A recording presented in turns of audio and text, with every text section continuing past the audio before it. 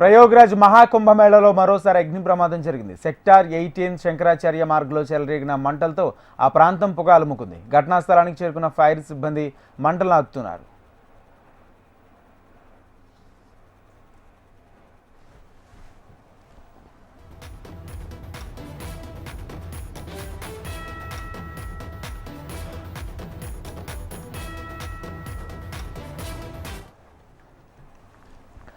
ప్రయోగరాజ్ మహాకుంభమేళలో మరోసారి అగ్ని ప్రమాదం జరిగింది. సెక్టార్ 18లోని శంకరాచార్య మార్గ్లో చెలరేగిన మంటలతో ఆ ప్రాంతం అంతా పొగలుముకుంది.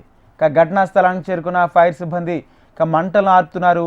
ప్రయోగరాజ్లోని మహాకుంభమేళా ప్రారంభమైనప్పటి నుంచి అక్కడక్కడ అగ్ని ప్రమాదాలు వరుసగా జరుగుతున్నాయి.